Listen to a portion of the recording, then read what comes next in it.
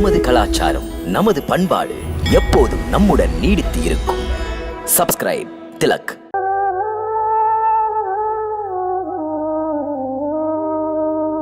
மாதா, இப்படி பேசும் அளவுக்கு தாங்கள் நொந்து போய்விட்டீர்களா? மாதா, இந்த பாசம் உங்களை பாதித்தால் ராமன் கொண்ட உறுதியும் தளர்ந்து விடும். தாம் ரகுகுலத்தின் சோபை, தாங்களே அப்பாவின் வாக்கினை மீறினட என்று சொல்லுவதும். சொல்லுங்கள், உங்கள் பாதங்களில் ஆணை, வாக்கை மாற்றி அயோத்தி திரும்புவேன். பிறகு ராமனின் ஜீவன் நீரை பிரிந்து தத்தளிக்கின்ற மீனாக நிலையிழந்து வசமிழந்து தத்தளிப்பதை காண ஆசையா?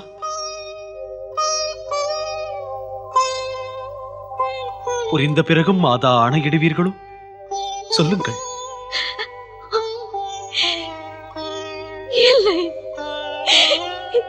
இல்லை அப்பா, இல்லை.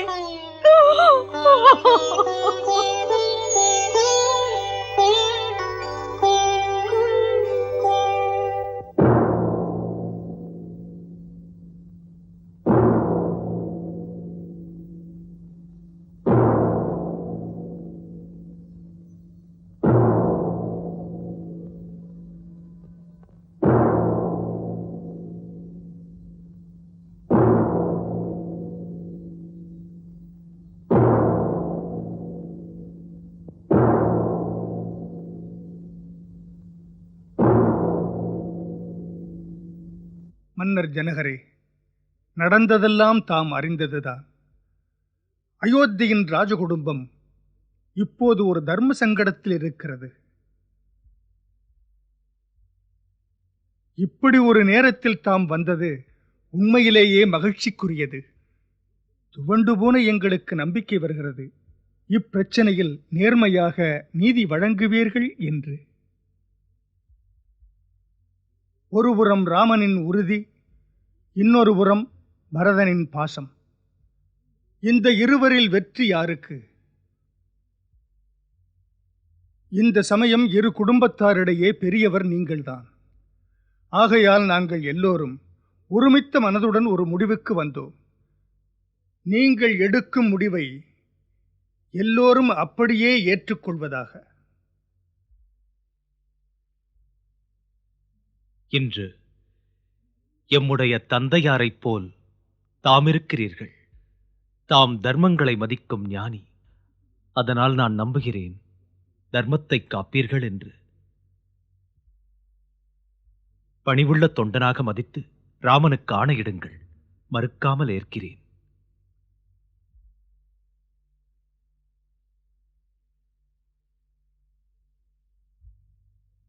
தர்மம் அறிந்தவரே, தர்மமே வடிவானவரே, தாம் என் தந்தையைப் போல பிழை செய்யாமல் என்னை திருத்துங்கள். தாம் ஒரு மன்னர், ஒரு மகானும் கூட. ஆகையால் ஒரு பக்கமும் சாயாமல் தாம் என் அன்பையும் பாசத்தையும் உணர்ந்து நியாயம் வழங்குங்கள். நான் ராமண்ணாவுக்கு ராஜ்யாபிஷேகம் நடத்த மணிமகுடமும் மற்றவைகளும் கொண்டு வந்தேன். இன்று நியாயம் என் பக்கம் இருந்தால் தக்க நேரம் இது. சான்றோர்கள் முன்னால் ஸ்ரீ ராமண்ணாவின் ராஜ்யாபிஷேகம் நடக்கும். என் விருப்பம் இது. பரதன், நீங்கள் சொல்லும் முடிவை ஏற்றுக்கொள்கின்றேன்.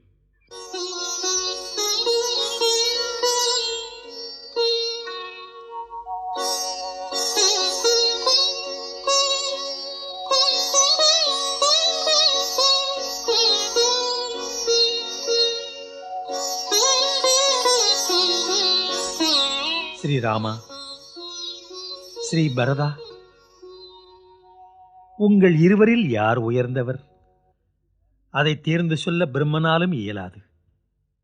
மேலும் இவனோ சாமானிய மனிதன். ஒருபுறம் தர்மமே வடிவான ஸ்ரீராமன், இன்னொரு புறம் பாசத்துக்கு இலக்கணமான பரதன்.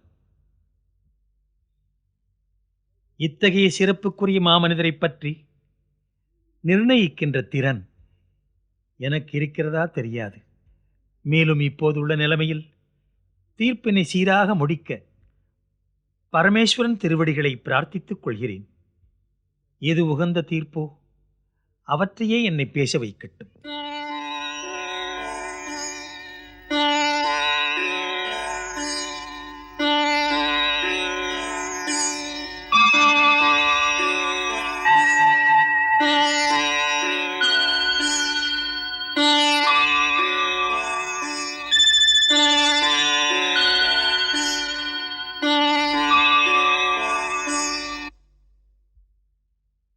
ஹே ராமா, தூய்மையான உன் மன உறுதியைக் கண்டு நாம் வணங்கும் தேவரும் உனக்கு தலை தாழ்த்துகிறார். தர்மத்தின் மிகப் பெரும் வலிமை தர்மத்தை தர்மமே காத்துக்கொள்ளும்.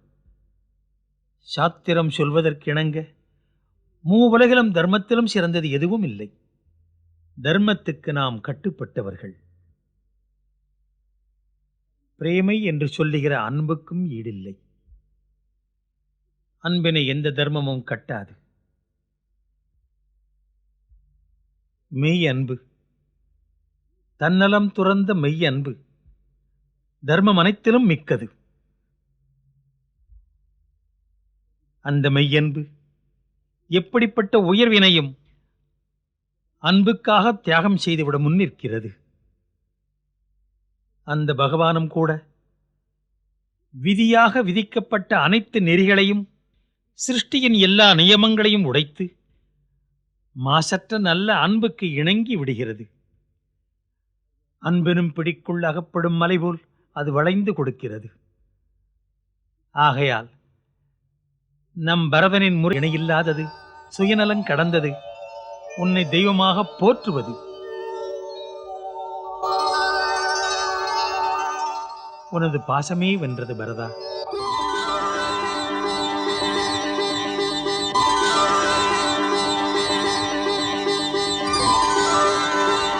பரதா, ஒன்று சொல்கிறேன். மெய்யன்புக்கு ஒரு நெறி உண்டு, அதற்கும் வரம்புண்டு. மெய் அன்புக்குள்ள சக்தி அது சுயநலத்தை மறக்கும் போதுதான். எப்போது அன்பில் சுயநலம் இல்லையோ அப்போது அது எதுவும் கேட்காது.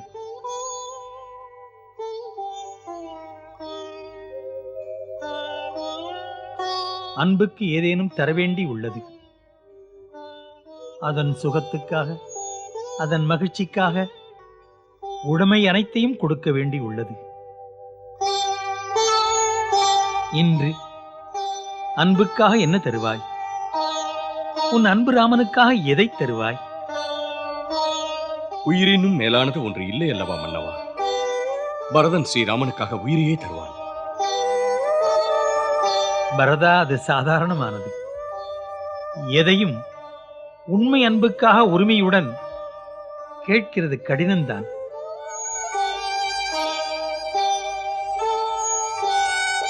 ராமனிடம் உனக்கு பக்தி இருந்தால் ஸ்ரீராமனின் திருமுன் அமர்ந்து அவரிடமே கேள், அவருக்கு என்ன வேண்டும் என்று. அவர் எது சொல்கிறாரோ வேதமே அதை சொல்வதாக மதித்து நட.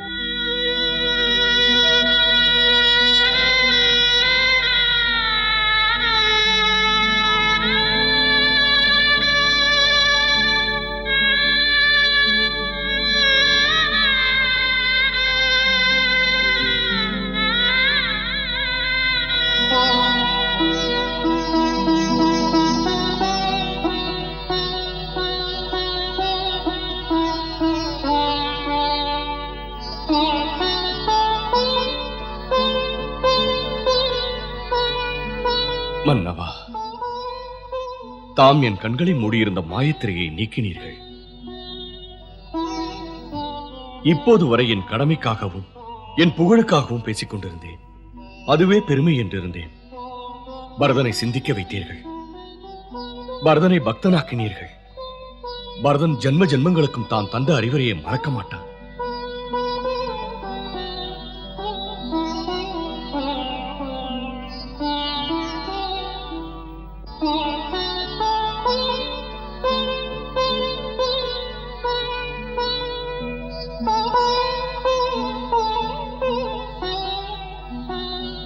அண்ணா,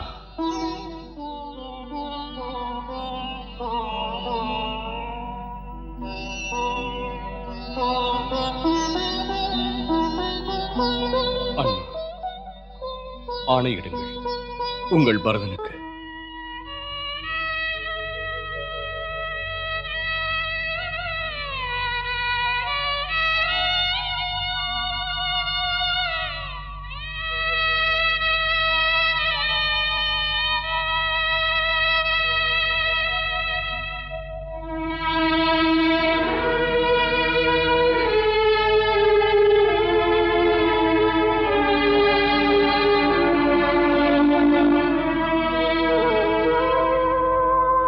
ஜெயித்தவன் கீழே அமரக்கூடாது. பிரிய பரதா, இன்று ராமன் உன் அன்பின் முன்னால் தோற்றுவிட்டான். எதை நீர் அதனால் தம்பி உன்னிடம் ஒரு வேண்டுகோள். 14 வருடங்கள் பரதா நீ என் சார்பில் ஆட்சி புரிய வேண்டும்.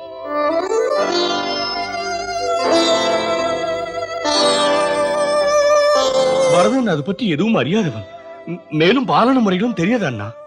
குருதேவர், ஆரிய சுமந்திரர், அனைத்து மந்திரிகளும் அதை பற்றி சொல்வார்கள்.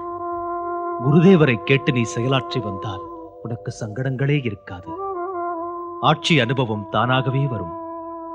7 வருடங்கள் கடந்ததும் மீண்டும் ராஜ்யத்தை பெற்றுக் கொள்கிறேன்.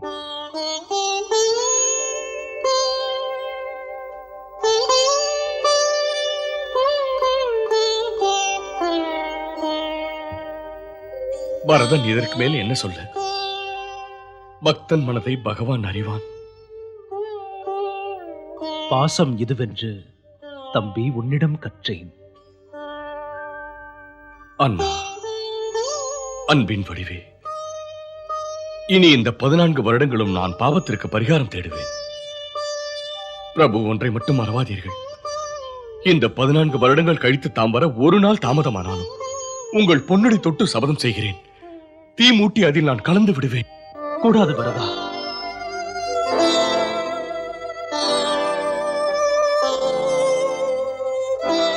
பரதா, பரதா, நான் தரும் வாக்கு. நான் சொன்ன சொல் தவறவே தவறாது. போதும், உம்மிடம் ஒரு வேண்டுகோள். பரதா, என் உயிரையே கேட்டாலும் உடனே உனக்காக தந்து விடுவேன். பரதா, உனக்கு என்ன வேண்டும்? பரதனுக்கு உங்கள் பாதுகை வேண்டும். என் பாதுகையா? பாதுகை. தமது ராஜ்யத்தை தாம் இல்லாத நேரத்தில் தங்கள் பாதுகையின் தாசனாக ஆளுவேன். தாம் இல்லா நாட்டில் அரியணை மீது யார் அமர்வார்? புனிதமான பாதுகையை தமது அடையாளமாக சிம்மாசனத்தின் மீது வைப்பேன். தினமும் பாதுகையின் வாழ்த்துக்களை பெற்று என் பணிகளை தொடருவேன்.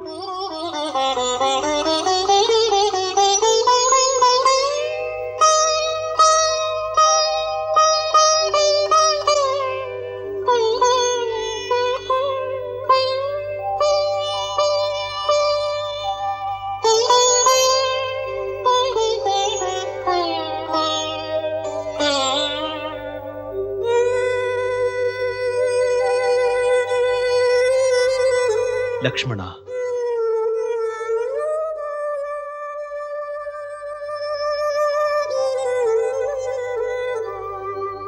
மகாத்மா பரதா, உனக்கிணை இங்கு யார்?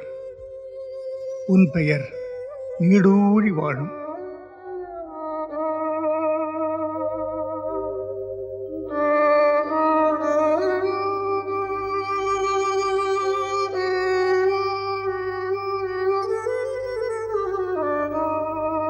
பாதுகையில் தமது புனித பாதங்களை பதிய வையுங்கள்.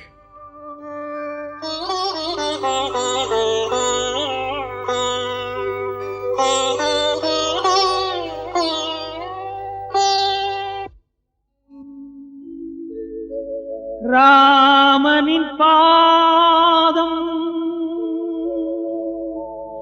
பாதுகை மீது பட்டதும் பரதன் தாங்கினன் தலை மீது.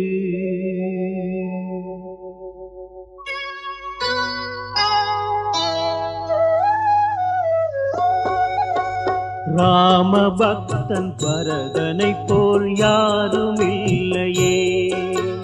ராம பக்தன் பரதனை போல் யாரும் இல்லையே.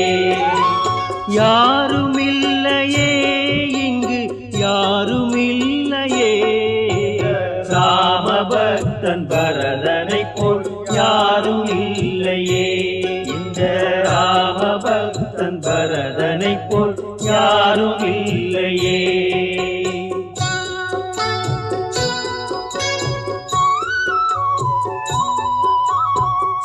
பாதுகை தாங்கும் பக்குவம் கொண்டான் ராமனின் தம்பி. ராஜ்யம் வேண்டான், தனது கண்கள் பார்ப்பதெல்லாம் ராமனாக கண்டான். ராம பக்தன் பரதனை போல் யாரும் இல்லையே. இந்த ராம பக்தன் பரதனை போல் யாரும் இல்லையே. அன்று நீ என்னை விட்டு பிரிந்து சென்றாய். இன்று நான் உன்னை விட்டு பிரிந்து செல்கிறேன். நினைத்தது வேறு, நடந்தது வேறு. படைத்தவன் நடத்தும் நாடகம் 100. பிறவிகள் தோறும் பாதுகை தாங்கும் பாக்கியம் போதும். வேறென்ன வேண்டும்? ராமனை பிரிந்து வாழ்வதும் அறியா உயிர் இங்கு இருக்க ஊர் போகின்றான். ஜனகன் ஞானி, அவனும் அழுதான். ராமனும் வானிடன் சிலையாய் நின்றான். ராமஜீவன் சீதையும் மௌனமாக அழுதனள். ராம பக்தன் பரதனை போல் யாரும் இல்லையே. இந்த ராம பக்தன் பரதனை போல் யாரும் இல்லையே.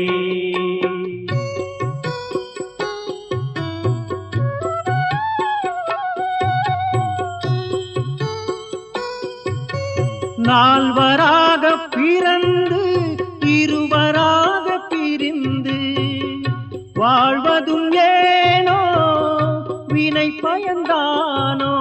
ராமன் நினைவை சுமந்து செல்லும் பரதனும் ஒரு ஞானி.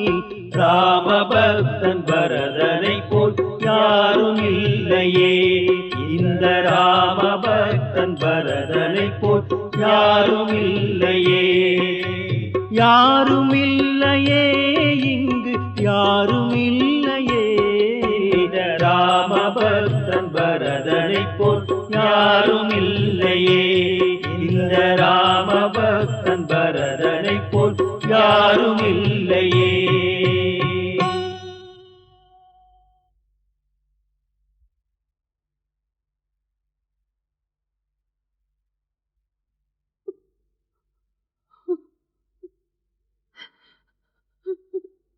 ராமா,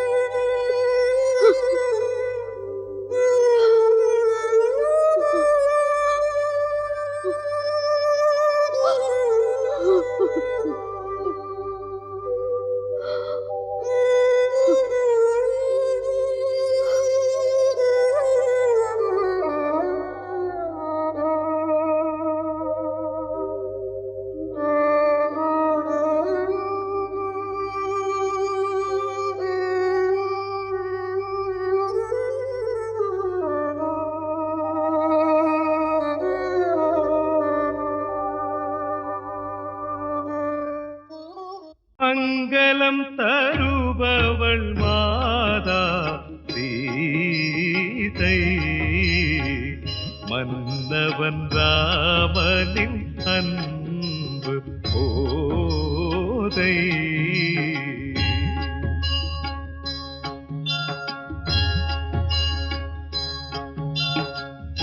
சீதாராமன் புனித கதை கேளீரே, மதுரம் மிகுந்த அனுபவம் பெற மாறீரே.